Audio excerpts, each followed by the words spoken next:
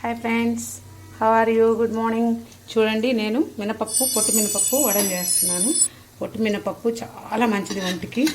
చూసారు కదా, పొట్టు మినపప్పు వడలు గారెలు అనమాట. మా సైడ్ ఆంధ్ర సైడ్ పొట్టు మినపప్పు గారెలు అయితేనే చేస్తారండి. సాయి మినపప్పు గారెలు చేయరు. పొట్టు మినపప్పు ఒంటికి మంచిది, బాలింతలు కూడా నడుముకి మంచిదని చెప్పేసి అని పొట్టు మినపప్పు ఆవిరి కుడులాగా వేసి పెడతారు, గారెలు చేస్తారు, అన్నీ చేస్తారండి.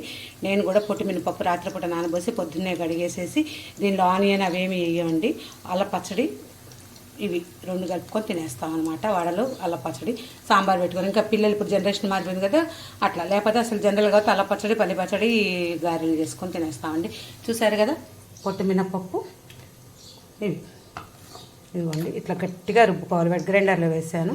చూసారుగా ఎంత గట్టిగా, ఇలా ముద్ద ఇట్లా రావాలన్నమాట. ఇట్లా వేయాలన్నమాట. చూసారు కదా వ్యూయర్స్, ఎంత బాగా వస్తాయో, మరమరలు ఆడతాయి అనమాట. ఇంకా మరమరలు ఆడాలి అంటే కనుక మనము దీనిలో కొంచెం సూజీ రవ్వ కలుపుకున్నామంటే ఇంకా బాగా వస్తాయండి. సూజీ రవ్వకి మంచిగా వస్తాయి.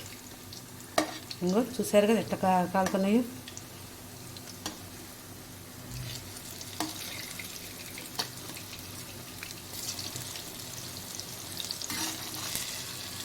తినే స్పైసీని బట్టి పచ్చిమిరపకాయలు, అల్లం వేసుకోండి.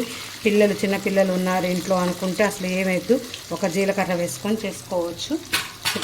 సూపర్ అంటే ఎంతో బలవర్ధకమైన ఆహారం గారెలు. అన్ని టిఫిన్స్లలో కల్లా ఇడ్లీ, గారె రెండు బలవర్ధకమైన ఆహారం అండి. ఆ ఇడ్లీ కూడా సాయిపప్పుతో కన్నా పొట్టి మినపప్పుతోనే కడుక్కొని ఇడ్లీ చేసుకున్నా మంచిదండి.